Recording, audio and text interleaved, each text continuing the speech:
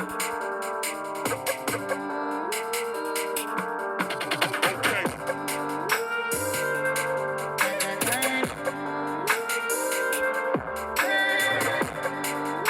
to the Modern Basketball Podcast, also known as M.O.B Podcast, episode 52. I'm Evan. And I'm Ja. And this is our basketball podcast, where we recap, break down, and analyze players and teams from the previous games from the previous day. How are you this Tuesday afternoon, Ja? Good. That's good. That's good to hear. I'm doing good as well. I hope everyone's having a good day. I hope everyone will have a good day. Today, officially, is when people go back to work. I forgot that yesterday was President's Day, and everybody was off. So today is officially everyone getting back to work. So get the bag, chase it, get all your work done, and go get the money. Don't be a bum. All right. Now, with that being said, a lot of NBA action, a lot of basketball happened last night, a lot of interesting games, a lot of interesting moments. But first, probably the most interesting or probably the craziest out of them all. Starting off with the Clippers and the Miami Heat. No Kawhi Leonard, no Patrick Beverley, Paul George out again. Actually, well, they were all out before recently. Yeah. Now they were all officially out for last night's game. Yeah. So you would think Miami Heat, healthy Miami Heat, by the way. Well, not fully healthy. Dry is still out. But Jimmy Butler's back. Nunn played. Hero played. Bam played. Duncan played. So you think, I mean, this team just went to come on, they just went to the Eastern Finals, NBA Finals, the Eastern Conference champions, right? Didn't they get a win against the Lakers without the Dragic, right? With the injured Bam. So this is piece of cake, right? Yeah. Right? I thought it would be. Well, to my what's the word I'm looking for? To my dismay. Yeah. That's not what happened. As the Clippers came out with all the energy, all the effort, all the hustle. Marcus Morris was on fire in that first half. On fire. I think he had 26 points in the first half. Yep. Mm-hmm. Yes, he did. Yeah, and the Heat, the great defensive team that is the Heat, couldn't stop Marcus Morris. He just had it going for some reason. But nonetheless, it was still a competitive game. I mean, it was still a close game. Jimmy Butler, the number 30-point triple-double for him. It felt like he's doing everything for the Heat ever since he got back. Bam stepped up as well, 27 and 12. But they had little defense, surprising from the Heat, especially down the stretch, in which, fast forwarding to that fourth quarter, the Clippers went on a 12-2 run. Yeah, 12-2 run to gain a large lead over the Heat. Open up a double-digit lead over the Heat. It's a surprising result. I mean, it was just not the Clippers just knocking down everything in that fourth quarter. Yeah. And you said it on and off the record time and time again, right? When you don't have your star players playing with you for a specific game, a team tends to raise up their intensity and raise up their level of play because they have that chip on their shoulder to still prove that, hey, even though we don't have the common stars that we usually are accustomed to having, we're still a contending team. We're still a tough, hard-nosed team that loves to compete. And that's what they basically did. Just like what you said, Marcus Morris had it going. 26 in the first, finish off with, I believe, 30 in the game, 6 points. 32. 32, 6 3-pointers. He had it going. Luke Kennard, I don't remember which part of the game, but I know down the stretch he had he hit a big three. He had like multiple shots down the stretch. Lou Williams was looking like a common veteran out there, just looking so poised, under control. Zubac stepped up. Like, this was a whole Clippers effort right here. Like, the ball movement, everything, their spacing, their shooting, everything just looked good. And even though Miami was able to keep up the pace, give it up to Jimmy Butler, Bam, Tyler Hero, they all had it going for the night. But it was just like, this Clippers team came out with that energy. Meanwhile, I felt like probably Miami felt like as if this was going to be like a win that was going to be easy for them, I guess, with not having those 3 stars. Correct. Hey, I don't know what they were feeling, but that's my belief. But you've seen that they came out lackadaisical a little bit, and that's the reason why this Clippers team was able to get advantage on them. Yeah, I'm not gonna go and say that they thought that the Clippers was just like an easy win. Because if I know anything about the Heat culture, that's not what they do. You know anything about Spoelstra, Pat Riley, Jimmy Butler, especially, and how he's mentored that team. That's not what they do. It seems like that. It seemed like that last night. I don't know what happened last night. You cannot lose to a team that doesn't have their best player, neither their second best player. Like, come on, man. That can't happen. That cannot happen. Especially when you need this win. You need to get back into the playoff mix. Well, I mean, they're still in the playoff mix, but you need to get back in a comfortable position seating right before the All-Star break. So you need these wins. And you have the Clippers just come out and just shock everybody with their play. Like that can't happen. But and also, you made other players that like nobody knows of light you up. A dude named Coffee, he had a really good game too. He was shooting that shot for real from the deep.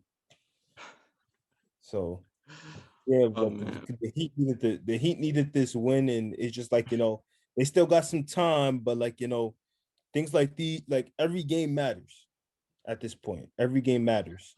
So you need to get ready for next game. Just get ready for next game. Fix it up. Get ready for next game. But all in all, it was the Clippers that came out with the shocking win, despite the injuries they had, despite the undermanned roster, despite the lack of star power. They came out with the unprecedented win against the Heat team. All right.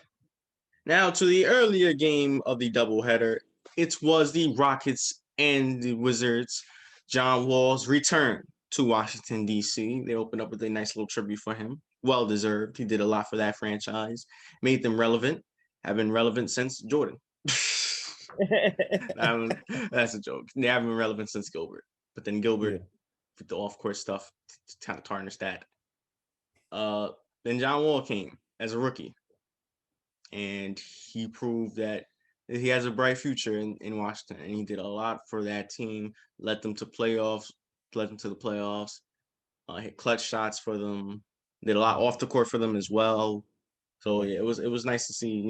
I wish there was more fans in the arena, I wish that for the entire season. But and more importantly, he led them deep into the playoffs. He didn't just lead them to the playoffs; he led them deep into playoff contention too. Yeah, well, like a game away from getting to the Eastern Conference Finals. Yeah, of course they lost the IT's Celtics in 2017. Yeah. So yeah. But onto the game. Speaking of John Wall, he had it going early. Yeah, he did. His former teammate had it going early as well, Bradley Beal. That was a funny sequence. The ball was stuck. Yeah, he went underneath the thing to go get it. Yeah. that was funny. But yeah, it was really a back and forth between those two. They was both balling out. But it was the Wizards that came out in that third quarter, as you mentioned a lot. Third quarter is the most important quarter. It seems to be like that. And the Wizards came out and they went on a run. On an offensive run. I mean, they don't have the defense, but they do have the offense. Just like what you said, that third quarter, and it didn't start from the beginning. It was still close in the beginning of the third quarter, but like midway through it, all of a sudden they caught steam. They started getting on the roll, and they took that all the way into the fourth quarter, in which, even though, in my opinion, I felt like they couldn't get a stop against this Houston team. It felt like also Houston kind of shot themselves in the foot because they weren't able to get it going at all themselves. So as a result, even though you're not able to get a defensive stop, as long as the team is the opposing team is hindering themselves offensively, and you got it going offensively yourself, then there's nothing really much that needs to be said. All you got to do is just close it out. And they said it. They said when the Houston Rockets are going into the fourth quarter down by double-digit points, they don't win that matchup likely, and that's what the Wizards No. did. They took over. Yeah, because they're not a strong defensive team. They have to rely on the other team missing their shots. Yeah, So but with this Wizards team, like we said, they are a good offensive team, so that just wasn't happening. So yeah, they wasn't stopping the Rockets, but they had opened up that lead in the third quarter, so they didn't need yep, to stop them. As long as they keep hitting their shots, this game is over, and that's yeah. what happened. As we saw, the game was over because of that. So yep, good win by this Wizards team. Westbrook with another triple double, I believe it's sixth of the year. Bradley Beal with another great performance, and the Wizards winning back-to-back games. Wow, never thought I'd say that this season. But yeah, Back to good back job for like the what? Wizards. Back to back What? like what? Like Back to Jordan, back. back to back like Jordan. And who knows? Like, Maybe they can go to the playoffs.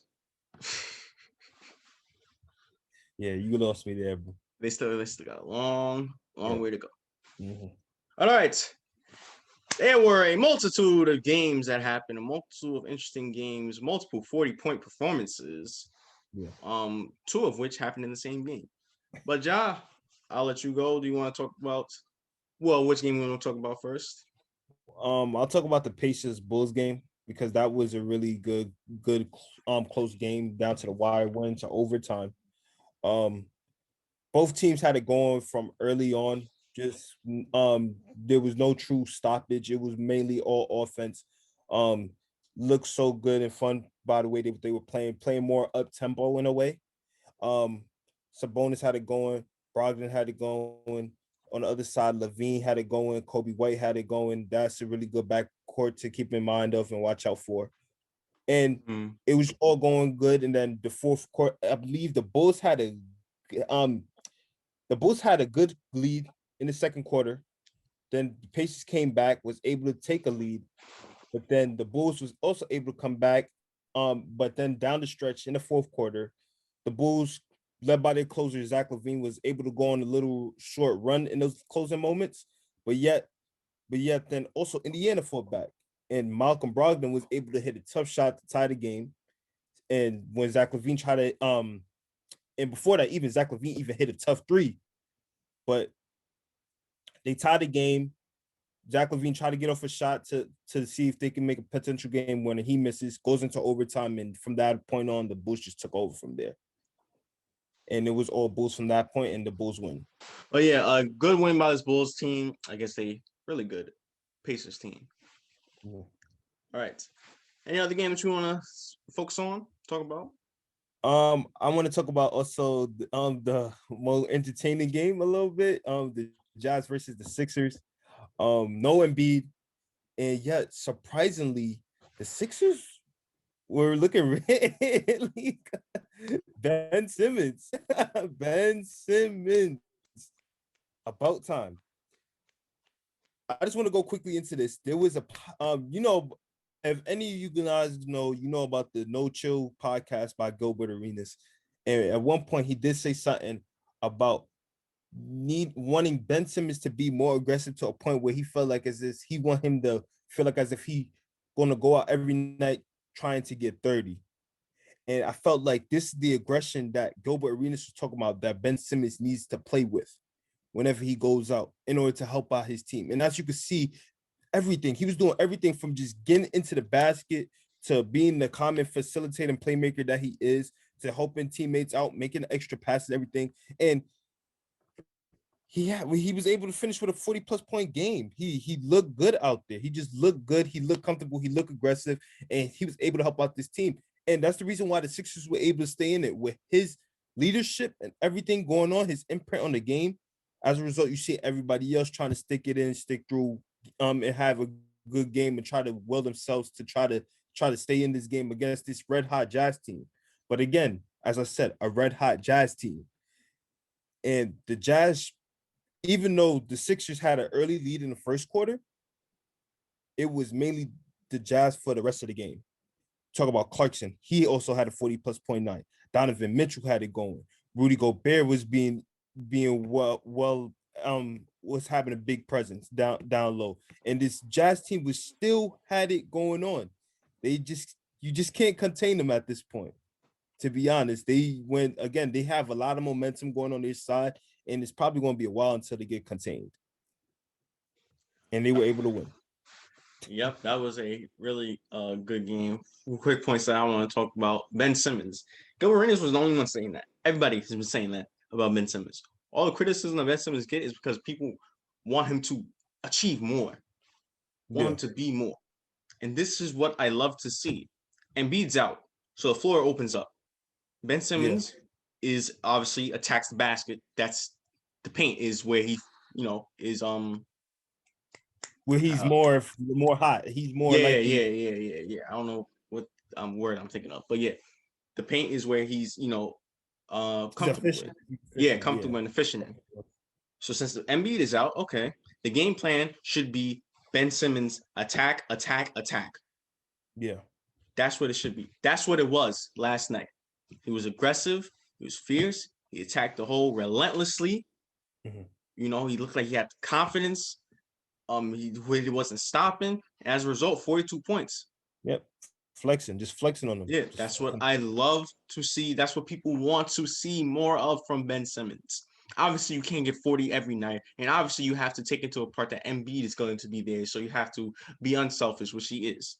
Mm-hmm. But I want the aggressive Ben Simmons. Yep. Mm-hmm.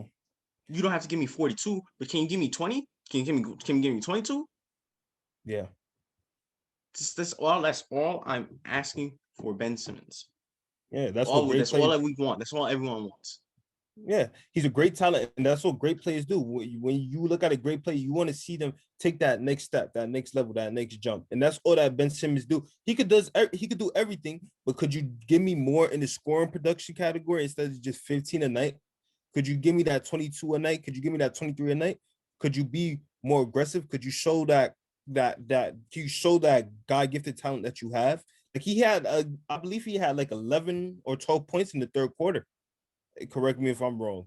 He was dominant in that third quarter, also in which Philly looked like they could make a comeback too after giving up the lead since the first. Yeah, and the other point I had, I'm not gonna let you just skip over Jordan Clarkson. Clark had 40 as well. No, Clarkson was balling. All right, Clarkson was balling. It was a nice little duel between him and Ben Simmons. It looked like they was battling for Kendall, but Clarkson. But Clarkson had it going throughout the entire night. He was attacking. He was drawing fouls. He was shooting.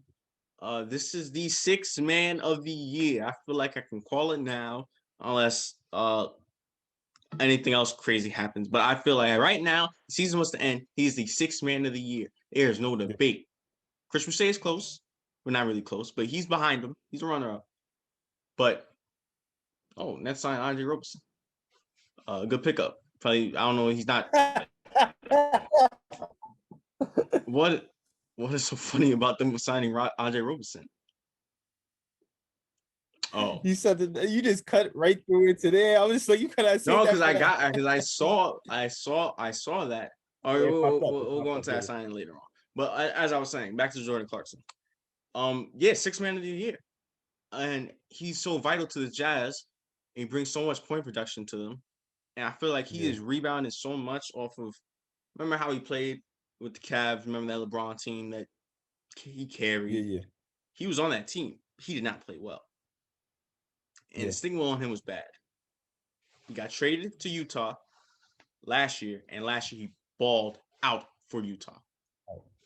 And now this year he's continuing that. And he's been playing great basketball. Yeah. You saw it last night, 40 points on the Sixers. It's just he was unstoppable. Yeah, and by the way, I think Devin Booker beat them both out for Kendall. Yeah, Devin Booker's the winner for now.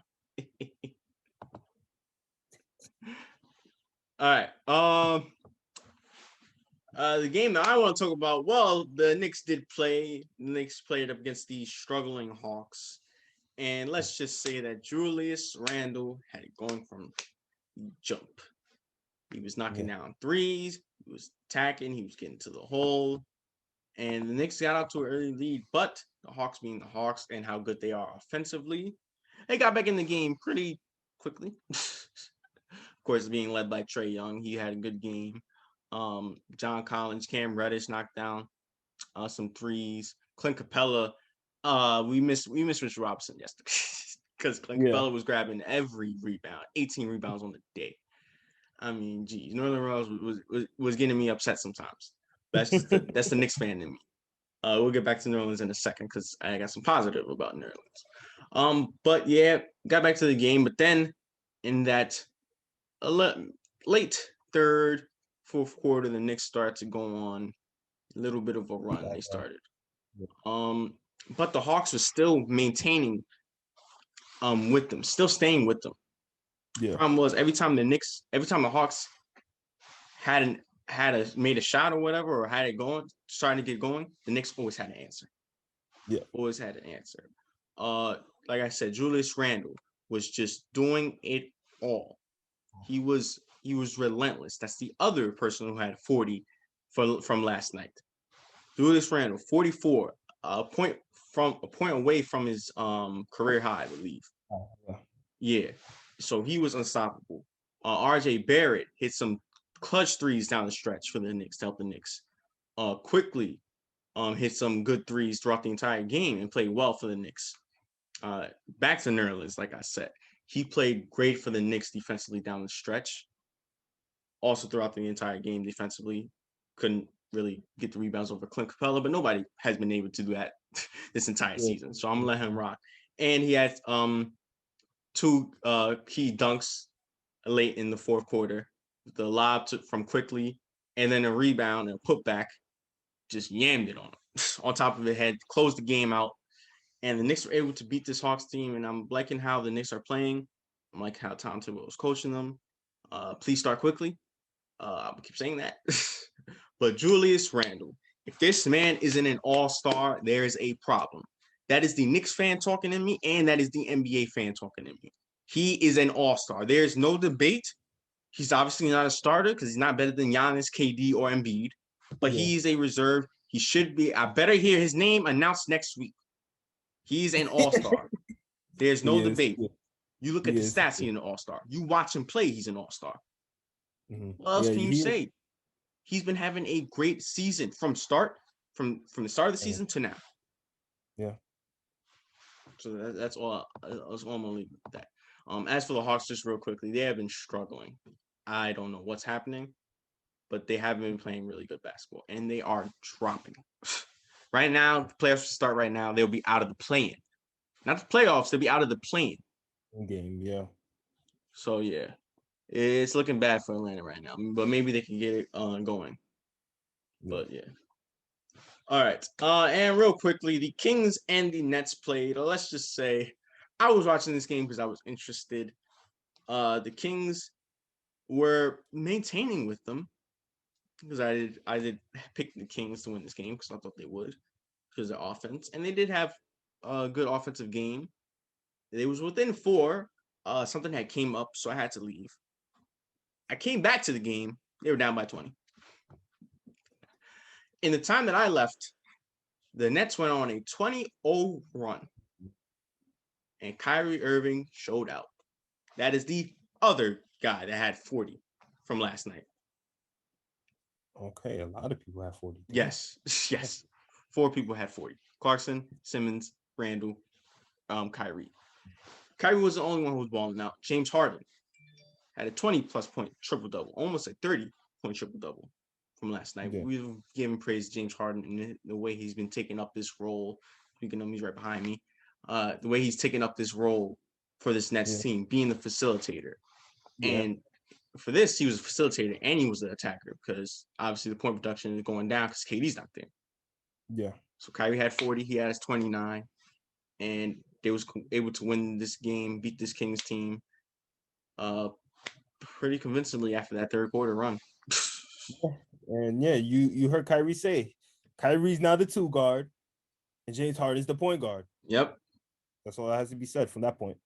Yep. I feel like now the only issue and it's not about who's issue now with the Nets is not about who needs the ball, like there's only one ball to go around. Yeah. That's not the issue anymore. because James Harden has been he stepped back. Yep. I don't need the ball. Only time I Now, need the ball is to pass it yeah, basically. and set my And teammates up and set you up, Kyrie, and set KD up, or Joe Harris, who's just always open in the corner. So and now all they need to fix is the other end of the floor. That's it. yes, That's the only the thing that they have defense. to focus on. They don't even have to be great defensively. They just have to be decent. If they Good be enough. decent, yeah, because their offense is just that godly, that good. The defense doesn't have to be great. Yeah. But yeah. All right. It is prediction time for tonight's set of games, or should we go into the news first? Just go into the news real quickly just to get it out there.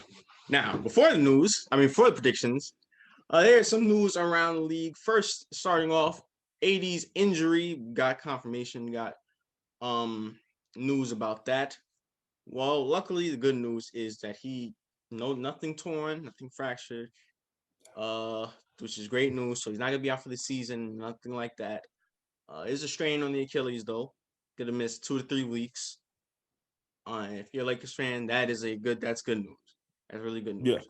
And you need AD. And if They I do. was the coaching staff and the trainers, I would wait for him to be 100%. I wouldn't put him at 80%. I wouldn't put him at 90%. I wouldn't bring him back at 95%. Yeah. Wait for him to be 100%. Yeah. You say he's out for at least 2 or 3 weeks. If he needs to take Maybe more. Yeah, if he needs to take 4 or 5 weeks, take 4 or 5 weeks. All right. So I feel like the Lakers are in a good spot in terms of seeding. If they lose some games, I don't think they're gonna lose that badly to drop out of the playoffs or be in danger to drop out of the playoffs. At the end of the day, they still have a good team. They still have the best player in the world. They still have a coach that just won a chip. So I feel like they can be good enough.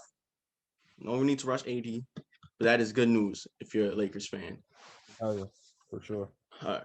Other news: Blake Griffin and Andre Drummond. Blake Griffin for the Pistons, Andre for the Clippers. The Cavaliers. In trade talks, looking to be traded away from their respective teams. Yep, both will sit out for the remainder of the portion of the season up until the trade deadline. Until they trade it, yeah. Yeah, until they trade it. If they are traded, we'll see.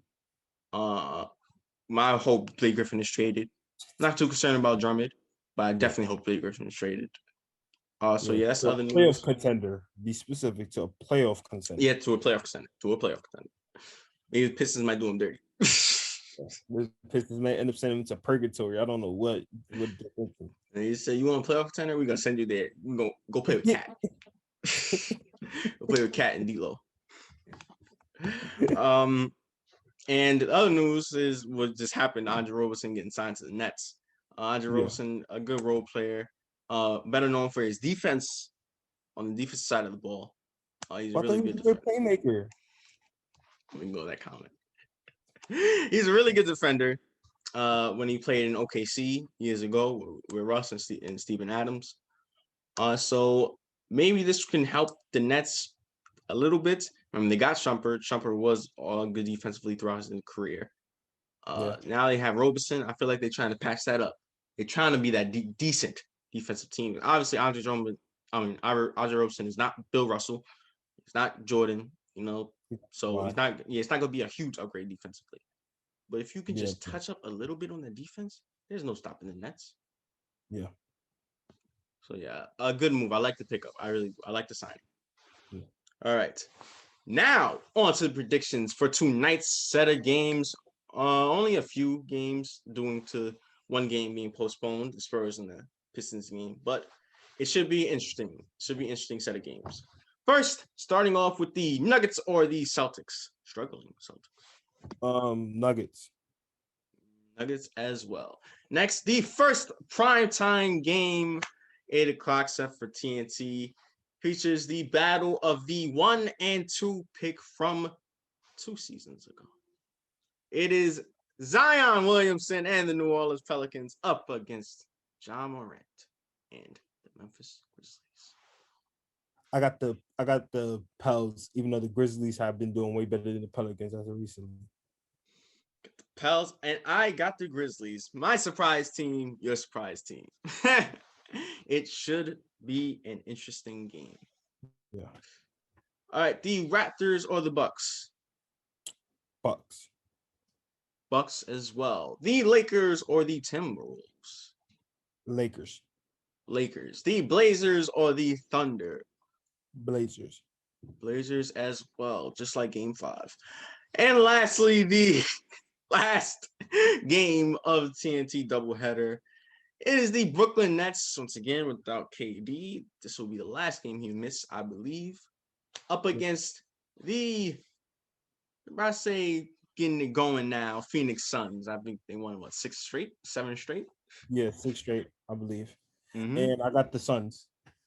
You got the Suns, and I got the Suns as well. A good test for the Suns, even though the Nets don't have KD. Still, a good test. Yeah. All right. I think it's time to wrap things up now. Any final thoughts? All right, let's just end it there then. That's a good way to end it. I feel like we had a good episode. So, that being said, thank you guys for watching today's pod. Make sure you tune into tomorrow's podcast. Make sure you like, share, and subscribe. Also, follow our IG down in the description below. And once again, I am Evan. And I'm Ja. And this is the Mind Basketball Podcast.